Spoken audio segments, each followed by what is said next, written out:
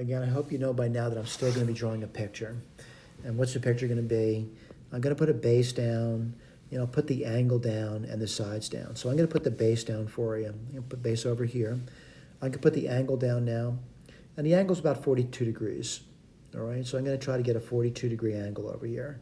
And again, if you're using a protractor, it's not bad. I mean, you could do it in a protractor. I would say about 42 degrees over here.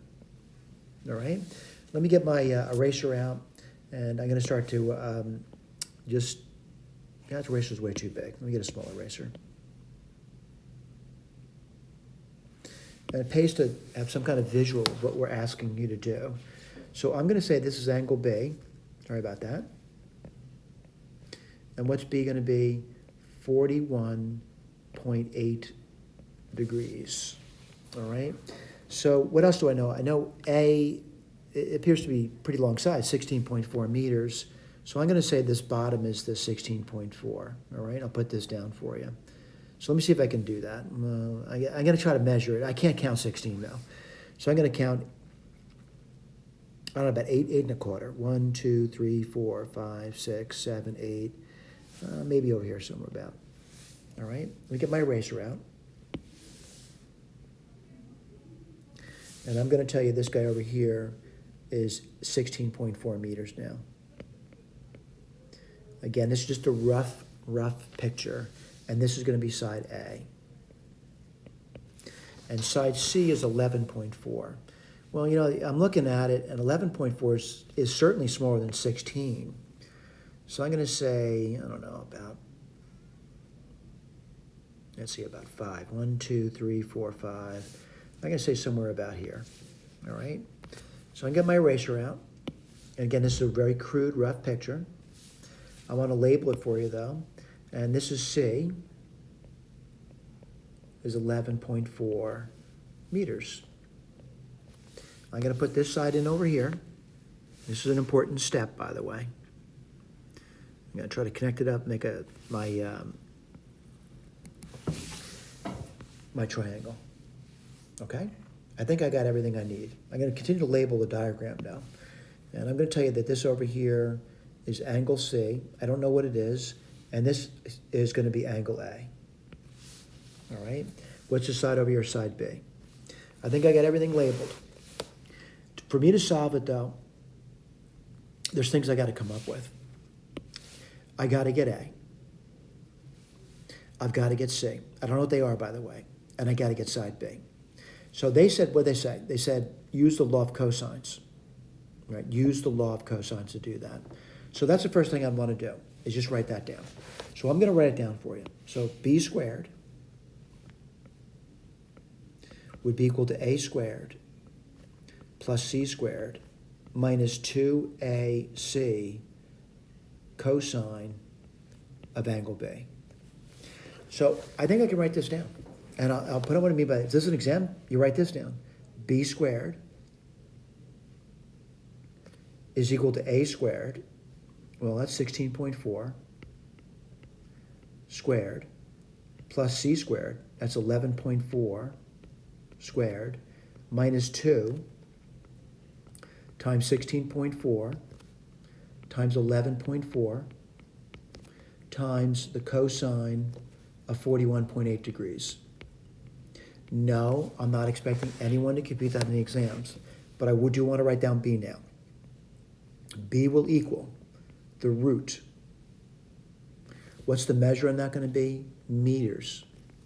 16.4 squared plus 11.4 squared minus 2, 16.4, 11.4 cosine 41.8 degrees. I'm going to put a box in this. On the exam, I'm not expecting anyone to compute that number.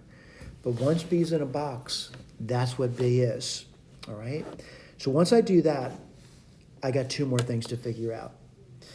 And I got to warn you about this again. I would not try to get A. A appears to be either 90, a little bit bigger than that, or a little smaller than that. My pictures aren't that accurate. But looking at my picture, I know C is acute.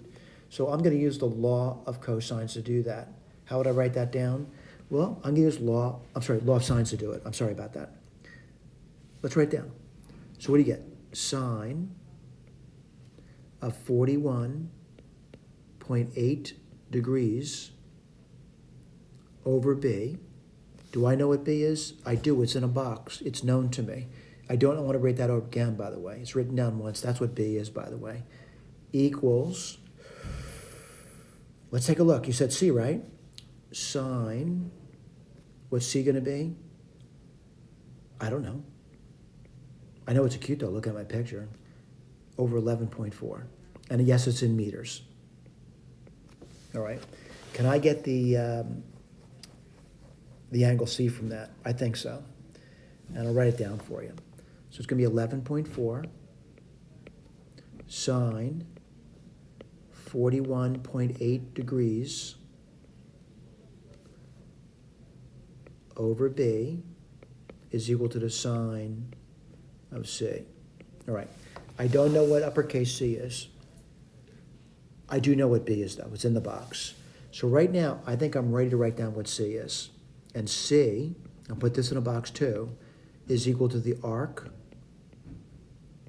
sine of 11.4 sine 41.8 degrees over B. B, I know it's in the box. I'll put C in a box now. Again, once I put something in a box, it's known to me. All right, that's what it is. No, I'm not going to use the calculator to do it now. I'm on the exam. I'm pretending I'm on an exam right now. Now, someone says, what else do I need to know? Well, I think we know B now, right? I think I know B. I think I know C, but I don't know A. How do I get A? Well, A will be 180 degrees minus the B, which is 41.8 degrees minus the C. Do I know what C is? Yes, it's right here. It's in the box. I'll put this over here. Again, if this is an exam question, this is what A is. Here's the deal, though. You need to compute these numbers in a calculator. First thing to do is I would compute B on a calculator. I would definitely do it. You should make sure when you compute B in the calculator that you're getting what I said it is over here, that you're getting that number over there, all right? You should also be able to take that number that you got in your calculator and compute the angle C. And if you do that over there, you should get this number over here, roughly about 43.88 degrees. And you should also be able to compute A because you know C, and if you do that, you should get this number here using what we just given you over there. Thank you.